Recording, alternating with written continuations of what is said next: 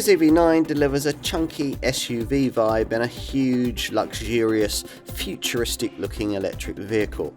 There's decent range, an uber-trendy cabin and space for up to 7. This is the new, more interesting face of Kia.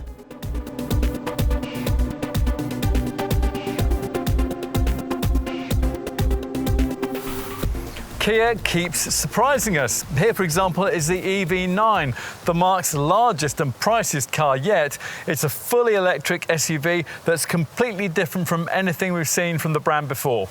It bucks the trend of super sleek full battery models, which helps this 6 or 7 seat luxury contender to be supremely family friendly. As we're going to see, it's an intriguing mix of the familiar and the futuristic. This chunkier interpretation of the brand's opposites united look is a design theme very different from the existing, more familiar EV6, and it is one that does indeed meet its intended brief to reshape the image that customers have of this growing Korean brand. Now, Kia says it wants to take a few risks with the designs going forward, but retain a mainstream appeal, and that certainly seems to be what's happening here. It's the fourth zero-emissions car the company's brought us, but it's the first to truly stray into luxury territory. And its value proposition really seems quite unique. It hugely undercuts the few other 7-seat electric large SUV models which have made the market so far. All of those require 6 figures for ownership. Which is why no one's questioning an asking price that just a few years ago might have seemed outlandish for a Kia. Might you think it reasonable for this one though?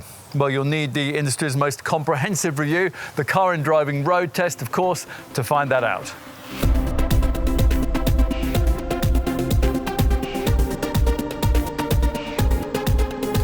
Strange juxtaposition of feelings greet you as you get ready to set off in this EV9. Off-road looks are, once you take a seat here, matched with a much more on-road driving position. And although you know it's an EV and there'll be no drivetrain rumble at the press of this rather hidden start button on the gear selector stalk, the silence still feels a little strange given the spherical Defender-style vibe. So, what might it be like to drive? Let's see. On the road, the surprises continue. It doesn't seem likely that a family 7-seat SUV with looks like these will accelerate to 62 in just 5.3 seconds, but that's exactly what the twin-motor, all-wheel drive, 378 bhp version that most customers will choose does manage. It's a variant we're trying here. If, understandably, you can't see why a huge family wagon like this one needs to go that fast, then Kia will offer you a base-spec single-motor rear-driven Air version with 200 brake horsepower.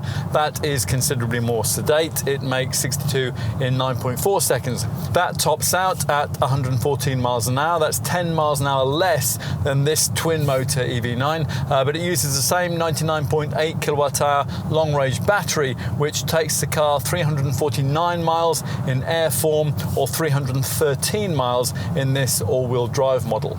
Predictably, like any car of this kind, it's a big thing to maneuver about, especially around town and on narrow country roads. You might hope that Kia had developed a 4-wheel steering system. That would make it, of course, a little easier to get that lengthy wheelbase around those tighter turns. Still, at least there is less body roll than the slab-sided looks here lead you to expect. That's helped by the low-down central sighting of that enormous 566 kilogram battery pack beneath the floor. Placing it there considerably restricts any pretensions that this Kia might have otherwise had towards off-road prowess. We're going to get to that in a bit. That battery bulk makes up a goodly part of this car's enormous 2,664 kilogram curb weight, which explains why comparable 7-seat family EVs with slightly smaller batteries, like an 86 kilowatt-hour Volkswagen ID Buzz GTX4 Motion, for example, can take you so much further between charges. You might hope that being pinned to the road with the weight of a female Asian elephant might help with ride quality. To an extent, that is true. although the big 21-inch wheels that you get on twin motor all-wheel drive models don't exactly help in that regard, and they clunk you through potholes and over the speed humps. Lesser tarmac tears, they're dealt with much better, particularly in the rear-driven Air model, which has smaller 19-inch rims, and it feels a fraction more agile than the twin motor version, and that's thanks to 168 kilograms less weight. Disappointingly though, neither version offers an adaptive damping system like you would get on the EV6 GT, but Kia does provide standard self-leveling rear dampers, which are supposed to improve stability when the vehicle is heavily laden. During that kind of motoring, of course, you'll want to take things pretty easy, at which point you might not care that the steering here, although it is accurate, is pretty lifeless in terms of its overall feel. Steering feedback is, of course, one of the parameters that are affected by the drive modes. Here there are 4, with, as usual on a Kia, Eco, Normal, Sport being the main ones. Activation of that latter setting clamps the side bolsters of the driver's seat around your torso on the twin motor models. As in an EV6, Eco is too sleepy and Sport is just too sharp, so most of the time you're going to end up simply leaving the car in its best all-round normal mode instead. There's also a My Drive setting, which allows you to customize acceleration, braking and steering settings for yourself, although the chances of a typical EV9 owner actually using that are pretty negligible, of course. Acceleration, braking and steering are anyway automatically controlled by this car's clever chassis domain control unit, which coordinates with the electronic stability control system and also governs this car's built-in dynamic torque vectoring system that uses partial braking and motor torque compensation when you're cornering to enhance safety and stability. Brake regeneration settings are provided too. They can be operated by these steering wheel paddle shifters here. It's probably better though to leave the system in its automatic setting and let the car make all the regenerative braking decisions for you. With this engaged via a smart regeneration section of the central screen, you can select either strong, medium or soft levels of brake regen. In strong, retardation off throttle is so strong that you'll really need to use the actual brake pedal to slow down. Now, earlier we mentioned the way that this car's low-down battery placement does restrict its off-road prowess. Contrary to what those high-sided looks suggest, ride height is well under 200 millimeters, so even a moderately gnarly track really has to be attempted with a degree of care. Thanks to the brake-based torque vectoring system that we just mentioned, though, a muddy car park can be dealt with confidently in an all-wheel drive EV9, despite the Eco remit tarmac orientated tyres. This is aided by provided terrain settings, snow, mud and sand. There's also hill descent control to ease you down those slippery slopes. Of more interest to a likely owner though might be the towing capability, which quite impressively for an EV is rated right up to 2.5 tonnes for an all-wheel drive model like this one. That's the same as a Range Rover Velar. If you ever exercised that, of course your EV driving range would drop like a stone, and you'll need to be very aware that the rear-driven Air variant can hardly tow at all. It's restricted to pulling along just 900 kilos. Like most luxury electric vehicles, this one feels most in its element on the highway, and there's a crosswind stability control system built in here, which makes sure that this slab-sided silhouette doesn't get too thrown about if you're driving through a gale. This would definitely be a relaxed conveyance for longer trips, although, as so often in EVs, all the absence of any engine noise does here is to highlight things that you probably really wouldn't hear. In this case, a bit of wind noise over 60 miles an hour. There's no silly selectable EV soundtrack option. Kia has instead invested in more useful technology. They've standardized a highway driving assist 2 setup that uses radars around the car to adjust the distance to vehicles ahead and to center the car in the middle of its lane. On the highway, the EV9 can overtake autonomously. A click of the indicator stalk moves it into an adjacent lane. All you have to do for these functions to work is to keep your hands firmly on the wheel at all times. And that's definitely something you'll have to do if you plonk your foot down in an all-wheel drive model and 700 newton meters of torque is released to the tarmac. That's a figure Kia will improve further with the EV9 GT model it plans to introduce later in this model's life cycle. Here then is a very ambitious car from an ambitious brand, and we can see why you might like it.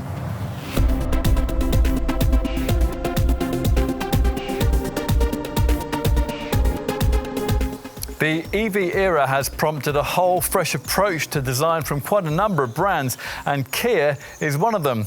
With its quadrilateral-like looks, the EV9, overseen by ex-BMW stylist Karim Habib, is much like the radical concept shown in Los Angeles in 2021, although the wheels are a little smaller and, contrary to the image suggested by the boxy Defender-like silhouette, there is a lower ride height. That's because of the required thick battery pack. Interestingly, Kia sees this as only its second dedicated EV, the company's battery-powered history apparently having started not with the e-Niro hatch of 2018, but 3 years later with the model that shares this EV9's advanced 800-volt eGMP platform, the mid-sized EV6 showroom stablemate. In profile, you're greeted with rock-solid geometry, clean lines and an unapologetically bold SUV profile. In dimensions, we're talking over 5 metres long and 1.75 metres tall, think Range Rover size. The wheels are pushed further to the corner of the car's footprint than with other 7-seat SUVs, and that helps to create Kia's largest and most spacious passenger vehicle yet. Low-drag alloy wheels with aero covers and either 19 or, as in this case, 21-inch rims complete the flush exterior look. They're surrounded by extravert black wheel arch cladding, which is used also on the door sills. Together with the subtle black roof rails fitted above base trim, it creates a chunky SUV vibe that's given a Kia spin with this flicked back D-pillar window line. And up front, well, with the drivetrain beneath the car, you might wonder why it needs such a big bonnet. There's only a small frunk for the charging leads inside, or such a wide and vertical nose. Now, Kia calls this the digital tiger face. There's the latest version of the company's Opposites United design philosophy, which brings these distinctive vertically orientated LED headlamps. A thin grey trim strip along the bonnet edge links them together, and vertically angled daytime running lights, which double as turn indicators, flow from the headlamps down into this overt central lower black grille, which incorporates active air flaps with air curtains to improve aerodynamic efficiency. At the rear, horizontal lines emphasise a body width of nearly 2 metres, with these vertical LED tail lamps pushed right out to the corners. Now, Kia's ignored the overplayed current trend for full-width tailgate lighting, although they couldn't resist adding this wide, thin stop lamp onto the roof spoiler. Horizontal reflectors flank the number plate aperture, and the smooth finish of the plastic-panelled lower skid plate reflects the fact that it's purely there for show. When it's time to take a look inside, these flush-fitting door handles ease out to greet you once the locking system's been activated, which, thanks to an ultra-wideband digital key system, can be done via your phone. You expect to have to climb up into the driving seat of something that looks like this car does, but in an EV9, you don't have to. Inside, we're already into a new generation of Kia EV interiors. This cabin is less visually dominated by twinkling displays, although there are still plenty of those. It's all quite interesting and avant-garde, although even in this top-spec variant, it's not quite as upmarket feeling as you might hope it would be for the money that's being asked here. Moving from a premium-badged combustion large 7-seat SUV, say a BMW X7 or a Mercedes GLS, into one of these might be a bit of a culture shock. Now, to be fair, there are a few luxurious touches. The powered seat slides back automatically as you get in. The pillowy soft headrests, they're lovely. And the soft finishing for the A-pillars and the roof lining is smart, as are the fabric inserts you get around the side of the centre console here and ahead of the front seat passenger. Big, intricately fashioned Meridian door speakers feature on most models too, plus you get a power adjustable steering column. Primarily though, what you're paying for here is technology you can't see. You might think that it ought to feel different, and you can feel good about doing your bit for the environment. I mean, after all, the synthetic leather upholstery here is partially derived from corn. The fabric and carpets, well, they're partially derived from recycled fish nets. The switches and trim fittings feature bio paint, and old plastic bottles have been used in the fabrication of the dash and the door trim. Against all of that, the wood and the animal hide that you'd normally expect to find in a luxury SUV would surely seem a little bit out of place. But cutting-edge technology doesn't. The new dashboard gets a vast digital dash, this large 27-inch instrument panel, which on closer inspection actually incorporates a trio of screens. Through this rather ugly D-shaped four-spoke wheel, you view a 12.3-inch instrument display, while far to the left, there's a central infotainment screen of the same size.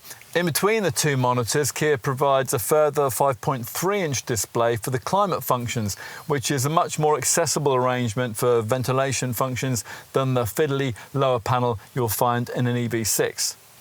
Before we get too heavily into screens though, let's talk about these seats.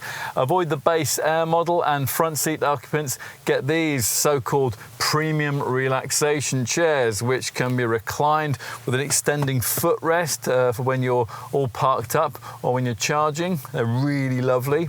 Other unusual touches include a digital rear view mirror that doubles as a rearward camera with an overhead view element. There's a button for fingerprint recognition. There's a Kia steering wheel emblem which softly illuminates while you're driving.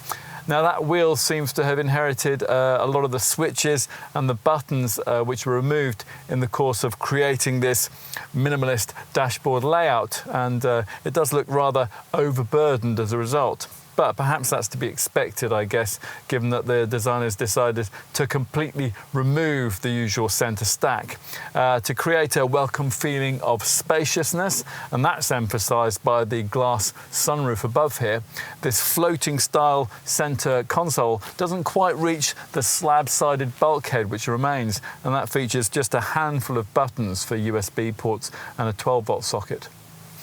Right, we mentioned screens earlier. Let's start with the driver display one that you view through this steering wheel. It has fixed gauges for speed on the left and for range on the right, so it's not customizable for full screen mapping.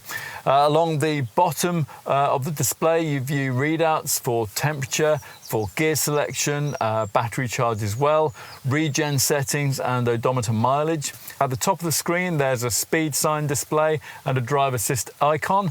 And in the center of the monitor, between the gauges, you can use the steering wheel buttons to show trip data, tire pressures, an all-wheel drive graphic, a compass and drive assist features. What about this central touchscreen navigation infotainment monitor though?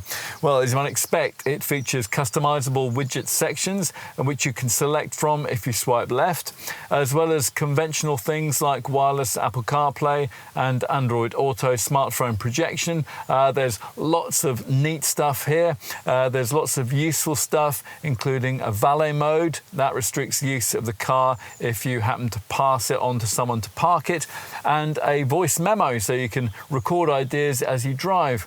The media section has access to Amazon Music, and a nice sounds of nature section too, with soothing themes to while away your commute. Harbingers of spring and lively forest are lovely, but we're not quite sure why you'd want rainy day or outer space communication. And the crackling fire effects of warmth in winter, they give a really disconcerting feel that the battery pack beneath you has somehow caught fire. As usual with the brand's latest cars, Kia Connect in-car services are built in, a world of live data. This includes real-time traffic information, notifications of speed camera locations and accident danger zones. Also weather updates and points of interest along your route. Kia Connect can also help you find parking spaces and direct you to charging stations, and even update you on calendar entries and scores from your favourite sports team. There's a reasonable quality 8-speaker DAB audio system too, which on this top GT Line S variant is upgraded to a 14-speaker Meridian Premium setup. Given that this is an electric vehicle, you'd expect a dedicated EV section on this monitor, and of course there is, including a comprehensive charging section and a beautifully concise home screen, which tells you at a glance pretty much everything that you really need to know. What else? Well, there's not much to criticise with the ergonomics, unless of course you object to these partly hidden touch-sensitive buttons in the middle of the fascia for infotainment screen shortcut functions. They do look nice, but they're hard to locate on the move without taking your eyes off the road anyway. The seats have attracted a few criticisms in other reviews for long-distance support, but we've really had no issues with them. They gain eco-motion adaptive side bolsters above base trim, which pin your torso in place when you select the sport mode. From the driver's chair, it can be a bit difficult to judge where the corners of the bonnet are here, but you've got all-round parking sensors, of course, and a 360-degree camera too to help you with all that. Thanks to the spherical shape, rearward visibility, that's fine, provided, of course, you can see around all the various headrests. Not everything's ideal. The climate controls are rather hidden behind the steering wheel, which doesn't have quite enough reach adjustment, and you'll initially be searching for the starter button, which is actually on the gear shifter stalk. Storage space, well, that's a mixed bag. There's a big lower floor tray and an enormous glove box, but the door pockets are small. The overhead sunglasses compartment, that's been completely forgotten, and this large central console here isn't actually as spacious as it seems it ought to be. Its slatted leading edge cover, which is going to quickly mark up, pulls back to reveal a couple of cup holders with integrated retractable stays. Behind that is a wireless phone charging mat and a small cubby. Plus there are ticket clips in the nicely trimmed sun visors. Right. Time to take a look rearwards. Now, most people will be choosing a 7-seat version of this car, which is why we're testing it here. And now, if you've opted for this top GT Line S level of spec, you'll also be offered the extra cost option of a 6-seater format, which gives you quite a lot more cabin flexibility. And that's thanks to the provision of 2 separate so-called captain's chairs in the second row. These can swivel around, not only to face the third row seats, but also to face the door openings, so making it easier for older folk to get in and out. Unfortunately, though, they can't be removed completely. Here, though, as you can see, we've got a more conventional second row bench setup with the usual sliding and reclining functionality, which you would expect from a car like this. There's a more spacious mid-cabin feel than you'd get in a combustion-powered model. That's mainly because of this flat floor provided for by the eGMP platform. That'll make it easier to take a middle-seated adult if need be. That's emphasised by the big fixed glass panel roof, which is situated above. Neat touches include this overhead climate control panel, which is flanked on the ceiling by smart circular vents on either side. There are no door bins as such, just bottle holders, but otherwise thoughtful touches abound back here. Little USB-C ports in the edge of the front seats, blinds on the side windows, a B-pillar handle to help you get yourself in and out, and power controls on the side of the front passenger seats. So if there's no one sitting there, an occupant positioned behind can easily move that front chair forward. Plus there's the usual things, an armrest with twin cup holders, holders, and you have access to 2 more cup holders at the back of the central console there. There are reading lights and coat hooks built into the grab handles, accommodating seat back pockets. There's quite a deep lower storage cubby here in the centre, and both heating and cooled ventilation for the outer seat sections, along with the usual outer ISOFIX child seat fittings, of course. Okay, time to take a look in the third row. Now, to access that, you press on a button on the second row seat shoulder, which eases a chair forward to reveal a surprisingly wide aperture for entry. It'd still probably be beyond Granny on her weekly Sunday family trip to the garden centre, though, and that's mainly because of the considerable step up that's necessary to gain entry. That reminds you that the cabin's perched on top of a huge battery pack.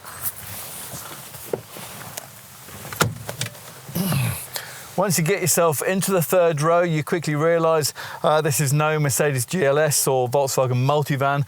There's very little legroom back here at all, even for kids. And even teenagers will require quite a bit of cooperation from folk ahead, sliding forward their seats if almost any length of journey is to be completed comfortably. To try to compensate, Kia looks after folk back here really quite well.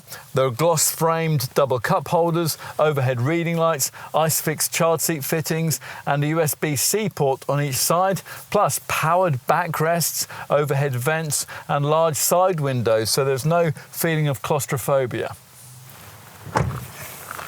Right, let's finish with a look at the boot, accessed by the usual powered tailgate. Of course, it isn't very big with the third row chairs in place, but 333 litres might be a bit more than you might have been expecting. You can thank the lengthy wheelbase and the boxy shape for that. You realise again the disadvantage of having to sit the cabin on top of all those batteries with the back-breaking height of the cargo base, which you access across an impractically polished loading lip that'll quickly scratch. Below it is an underfloor storage area, which is shallow, but at least large enough to take the tonneau cover when you're not using that. There are bag hooks on both sides, plus 2 floor tie downs, and the left-hand cargo sidewall has a 12-volt socket. On the right-hand cargo sidewall lie the buttons for the third and second row seat retraction and erection. Flatten these third row chairs and the storage space increases to 828 litres, although unfortunately there's no ski hatch provided, which would allow you to poke long items between a couple of second row seated folk. With the second row seats also flattened, cargo capacity increases to 2,318 litres or 2,393 litres in the 6-seater model. And we haven't quite finished there because, as we mentioned earlier, this Kia also provides under-bonnet frunk storage too, ideal for the charging leads. There's 52 litres of that here, but on the base rear-driven Air model, which lacks a front axle motor, that figure would rise to 90 litres.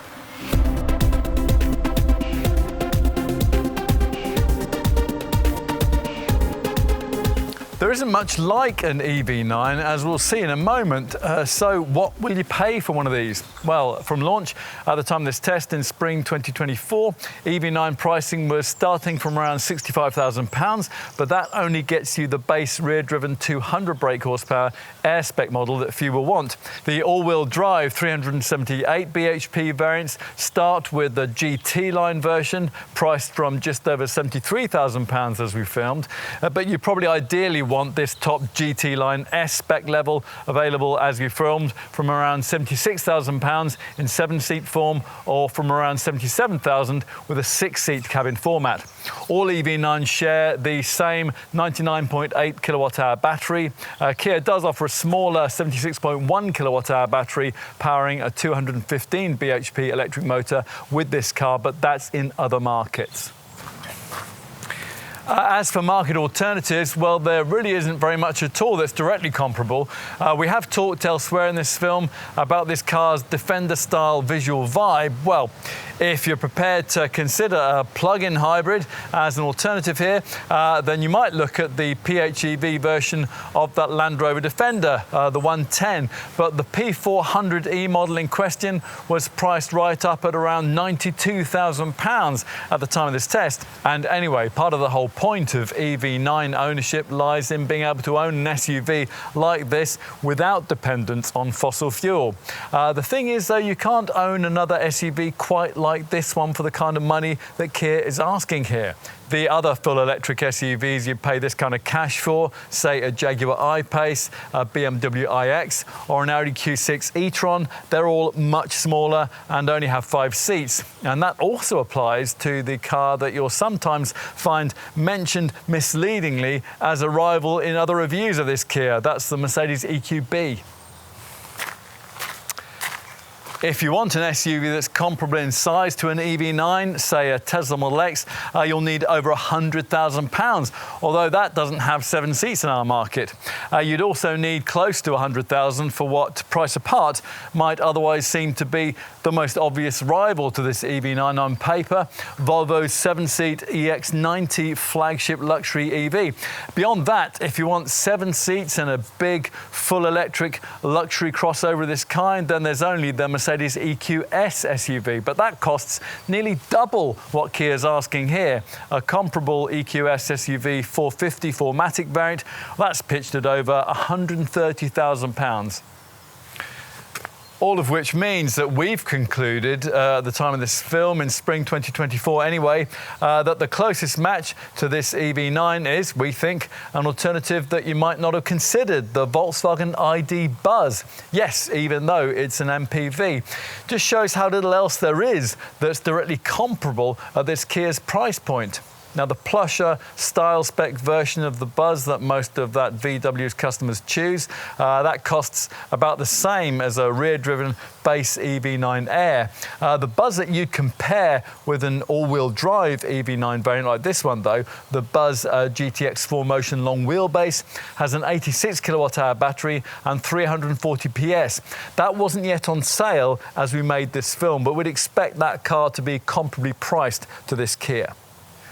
But it's not quite the same, so we can understand why you might think that there's really nothing quite like an EV9, in which case the deal might be sealed for you if Kia can deliver its usual high standard of spec. So, is that the case here? Well, let's see. All EV9s come with complete LED illumination for the headlights, the LED daytime running lights, the tail lamps and the rear fog lights. Plus you'll get power folding mirrors too, auto headlamps and wipers, a rear spoiler, rear privacy glass, roof rails and silver front and rear skid plates. Plus there's fingerprint recognition and digital key keyless entry, which you can work via your smartphone too using ultra-wideband technology, and that can be shared with up to 3 other people. You also get a smart powered tailgate with height adjustment, all-round parking sensors, rear self-leveling suspension. There's a Thatcham Category 1 alarm, a heat pump too to preserve driving range in cold conditions, and a clever vehicle-to-load V2L system, which allows you to power external devices from the car's main battery.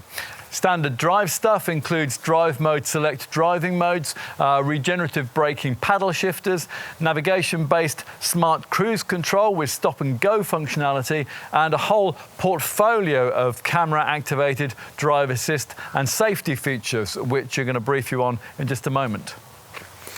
Inside, on all models, you get a 12.3-inch driver display screen and a 5.3-inch climate control screen. There's also 3-zone climate control, ambient lighting, an electronic rear-view mirror, a wireless mobile phone charger, and a 360-degree surround view monitor. Plus, you get manual window blinds on the second row, 6 USB-C interior charge ports, and a 4-spoke heated steering wheel with an illuminated emblem. Another nice touch is the car wash mode, which not only makes sure that the doors, the windows and the sunroof are closed in a car wash, but it also makes sure that the power attracting door handles are flush with the bodywork and that the charging flap is locked too. Those are both things, after all, that you might easily forget to check on. What about the seats? Well, they're upholstered in artificial leather and they're heated, ventilated and power adjustable at the front with electric lumbar support too. The second row seats, well, they're heated and ventilated too, and on the 7-seat models they have a sliding, reclining and auto folding function. Media features are taken care of by a 12.3-inch touchscreen navigation with voice control. This incorporates wireless Android Auto and Apple CarPlay smartphone connectivity. There's an 8-speaker audio system and there are over-the-air software updates. Plus, via that central screen, you'll also get 7 years of access to Kia Connect in-car services. That's a whole world of live data. This includes real-time traffic information, notifications of speed camera locations and accident danger zones. There are weather updates and points of interest along your route. Kia Connect can also help you find parking spaces and it'll direct you to charging stations too. And it'll even update you on calendar entries and scores too from your favourite sports team if you want. That's all on the central screen's media section. This also connects you up to Amazon Music and it has a lovely Sounds of Nature section too, with selectable soothing themed sounds to while away the cares of family travel and the crush of the commute. Kia Connect also works via a smartphone app. All EV9 models come with Kia Connect mobile application services.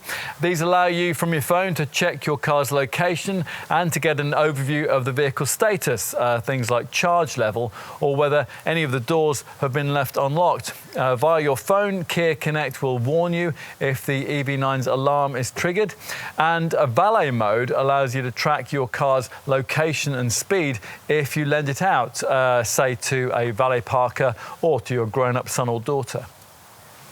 So all that comes with base spec, but most EV9 customers will want to move past Air specification for this car, if only to get all-wheel drive and a choice of cabin formats. The most popular trim option is likely to be mid-range GT line spec, with the car in this form upgraded with a more muscular GT line exterior styling pack, plus the rather underwhelming 19-inch wheels that you get with the base Air version. They are, with the all-wheel drive model, swapped out for these more aesthetically satisfying 21-inch rims. From GT line spec upwards, the LED headlights gain small cube graphics and an adaptive high beam, and the profile gains bridge-type roof rails. Inside there are alloy pedals and the front seating's much nicer with more adjustable premium relaxation chairs, and the driver's seat, which gains memory settings, that's of the ergo motion sort, which adapts to cornering forces. There is also a powered steering column. The all-wheel drive system includes terrain mode select settings, and a remote smart parking assistant 2.0 feature allows you to impress your friends by standing outside the car and parking it using the key fob. If you want more, then your final choice lies with the top GT Line S level of trim we're trying today, which is the spec level that you have to have if you want the option of the more spacious feeling 6-seater cabin format, which has 3 rows, the rear 2 using special individual captain's chairs. Thanks to these, the second row seats are able to swivel either to face the doors for easier exit or to face the row behind for a conference type vibe on longer trips. With GT Line S trim, you'll also get a Meridian premium sound system with 14 speakers and a special IntelliQ feature which automatically adjusts the volume and sound quality based on vehicle speed change. There's also a Horizon feature which allows for simultaneous control over music playback and image and surround. GT Line S also gives you an augmented reality head-up display and 2 sunroofs, the front one sliding, the second row fixed with a powered blind. As for options and accessories, well, there's no news on whether UK EV9 customers will be able to specify a solar panel built into the bonnet that featured on the EV9 concept car, or whether this market will be offered a set of trendy digital rear view mirror monitors which sit at either side of the dashboard and replace the conventional mirrors. More conventional features that you can have, well, they include a boot liner, side steps, puddle lights, rear floor mats, an extendable trunk mat, a boot organiser, second row floor mats, seat back hangers and front mudguards. You can have a chromed tailgate trim strip, LED trunk and tailgate lights and a dash cam.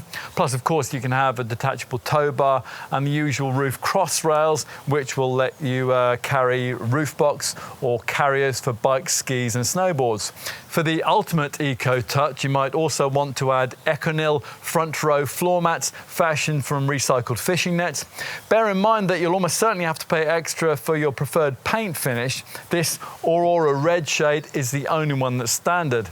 You will probably want to pay extra for one of the various premium finishes, which, if you avoid base trim, include particularly nice shades of Pacific blue. Enough with equipment and options. Let's finish now with a look at safety provision. As you'd expect, there's a really decent package of camera safety kit, and that starts with the usual autonomous braking system. Now, Kia call theirs forward collision avoidance assist. It's a setup which detects pedestrians, cyclists and other vehicles in close proximity. The brand has developed this further now with a forward collision avoidance assist junction turning feature. Now, this anticipates oncoming traffic that we might be about to turn into in front of at junctions. You'll be warned if that's just about to happen, and if necessary, the car will be braked to avoid an impact.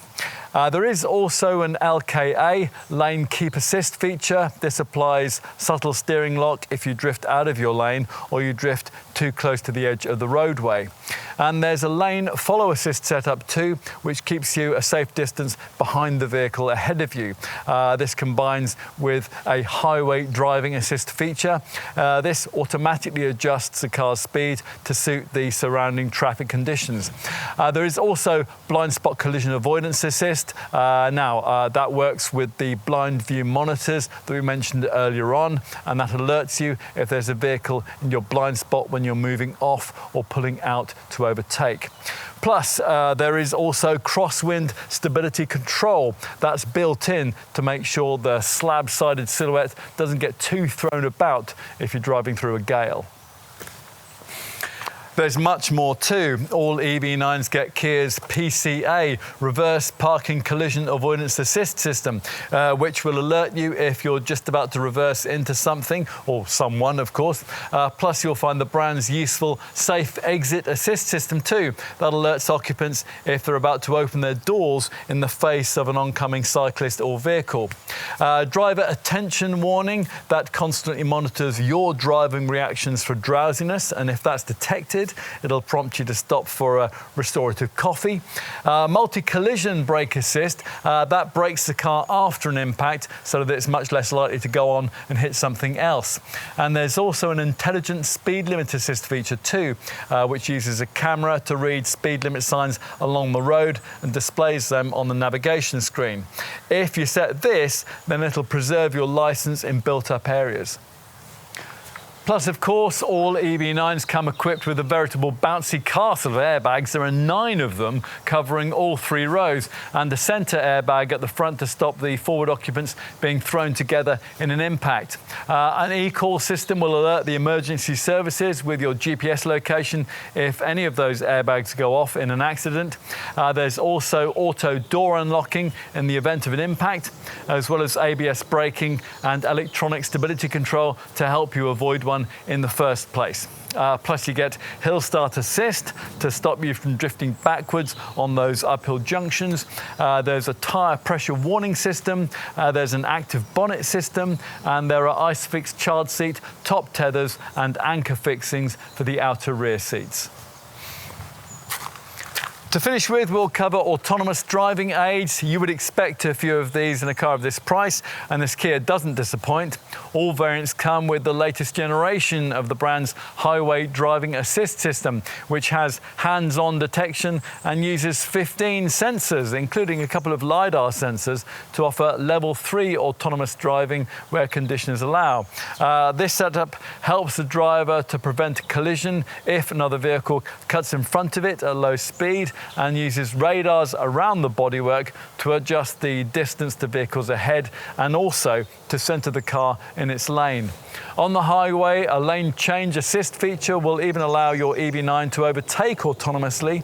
A click on the indicator stalk moves it into an adjacent lane. All you have to do for all these functions to work is to keep your hands firmly on the wheel.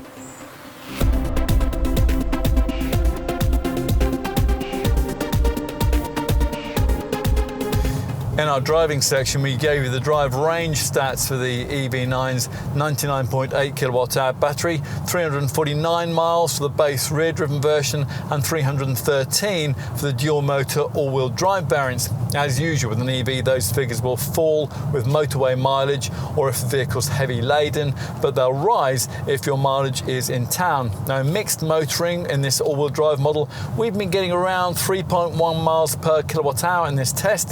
That equates to around 300 miles of usable range. Despite the provision of a heat pump, we'd expect to lose about 30 miles of that in cold weather. There's a lot of technology available here to help to preserve this car's range figures, of course.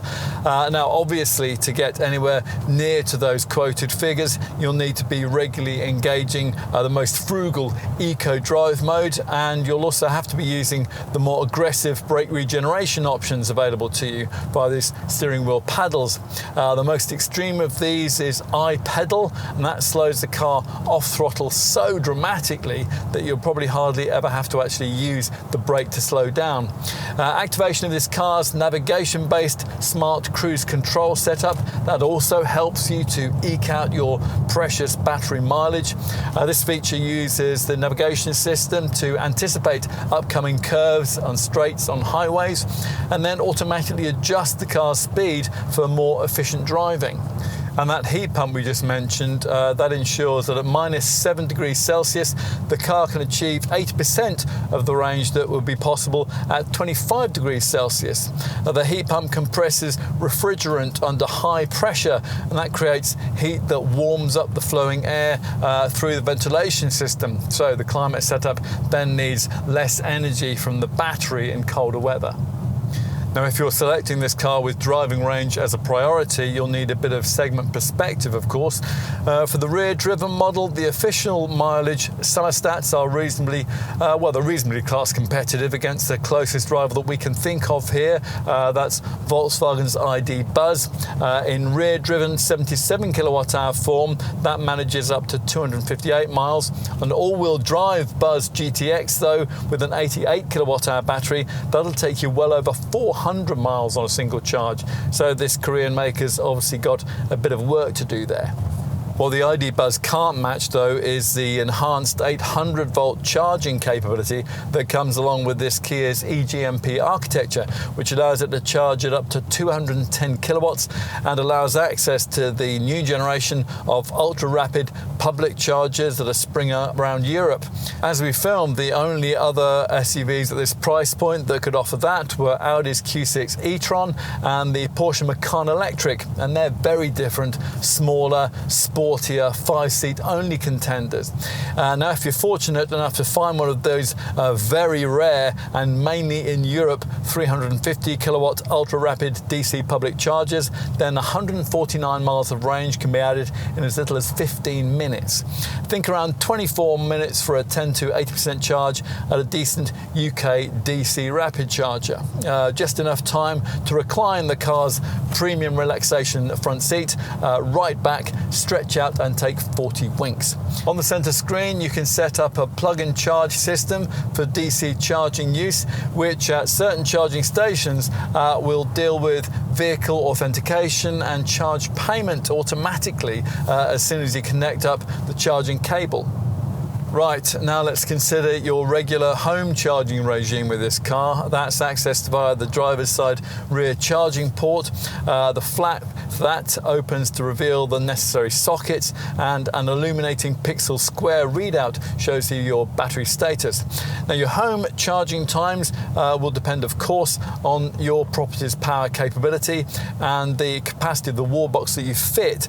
But to give you an example here, the 7.4 kilowatt wall box that you'll probably have already in your garage requires 13.5 hours for a full battery top-up. That means an overnight charge may only just be possible, and it won't be possible at all, of course, if you have a late finish and an early start. Now, if your home or office has access instead to an 11 kilowatt supply, then you can lower that AC charging time to around about 9 hours. Either way, a full home charge isn't going to cost you much less than what a few years ago you'd have paid for half a tank of fuel. We'd calculate that at an average electricity rate, a full AC charge of the big 99.8 kilowatt hour battery would cost you around £30, but it'd be a great deal more on the road. We reckon a 10 to 80% DC top up would cost around £80, and that's about the same as a full tank of fuel. Are EVs really a cost-effective ownership proposition? Well, better put some answers on a postcard. Plug-in at home to a conventional 3-pin domestic plug, and of course replenishment will take heaps longer. You've got to think in terms of around a day and a half for complete replenishment. Remember that your home's cheap off-peak electricity allowance is likely to be for no more than around 6 hours, so it's going to be very important to use the EV screen's set departure times and schedule charging and target temperature menus, or use, of course, the Kia Connect app, so you can charge efficiently and then not waste energy with excessive climate system use once you get underway. That EV section on the central screen there also has sections on driving range and distance to the nearest charger. Plus there's battery conditioning and electricity use. That's based around consumption by driving, vehicle electronics, climate system and the battery. Now, before we leave the subject of charging, we'll also tell you that the EV9 is also, in theory, able to distribute charge to other vehicles using its Type 2 socket as part of an incorporated vehicle-to-load V2L function that's activated via the central screen's utility mode. We're not quite sure why you'd ever want to do that, and because the feed is on a 3.6 kilowatt trickle charge, it'll take a rather long time. Still, it might conceivably be useful to charge large appliances, say a laptop, a drone or a camping light, using the car's battery on what Kia calls an outdoor adventure. On to issues of tax, aided here, as with every EV, by this car's quoted zero emissions CO2 reading. Of course, in the real world, the whole zero emissions thing is fictitious when you take into account the emissions impact of the power station energy generation that's needed to power the car. Its well-to-wheels emissions figure actually works out at around 45 grams per kilometre, but the government believes that EV zero emissions mantra, which means that there's no first-year road tax licence to pay. That saves you a useful few hundred quid, and until 2025 you won't be saddled with inner-city congestion charges either.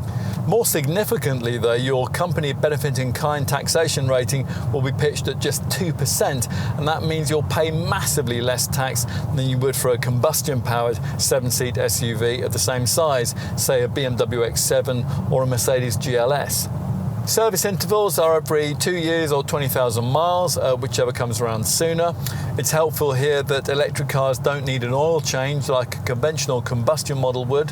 Kia offers flexible service plans to meet individual requirements, and whatever package you end up opting for, it should be cheaper than you'd pay for a combustion model because all the maintenance here is so much simpler. There are fewer fluids to top up, and thanks to the regeneration system, brake pads and discs, well, they last massively longer. On the central screen there, you can select a vehicle diagnostics check, and that updates you on your service requirements for all the car's main mechanical features. If you're worried about green issues, you might like to know that the EV9 has achieved product carbon footprint certification and also a carbon measured label from the Global Climate Change and Sustainability Consultancy of the International Carbon Trust Organization. Kia has become the first Korean vehicle manufacturer to achieve that certificate. As for ownership peace of mind, well, you get Kia's usual comprehensive 7-year, 100,000-mile warranty. That's far better than the rather mean 3-year deals that most other rival EVs in this segment offer instead. The same warranty period applies to the battery, which actually isn't all that impressive in a market where battery warranties, they're usually a lot longer than that. As usual with EV battery warranties, there's a minimum capacity caveat to this one. That means that any required repairs will return the battery to at least 70% of its original capacity. What else? Well, there's a 12-month anti-perforation warranty and a 5-year paint warranty, but only 12 months of breakdown cover. Other makers offer up to 3 years. As for insurance, well, you might be a bit shocked by the groupings here if you're moving over to this car from a combustion model. Insurance groupings, well, they're high with any EV, of course, mainly because brokers worry so much about the increased cost of accident repair with electric vehicles and the possible need also to replace the entire drive system battery if you were going to be involved in an accident. A rear-driven EV9 is rated at Group 45 in air form. It's Group 50 for the all-wheel drive models. And finally, residual values, they should be pretty reasonable. Industry experts are quoting a figure of around 57% for an EV9 Air over a 36-month, 36,000-mile ownership period, which, to give you some perspective, is better than an equivalent Mercedes EQB.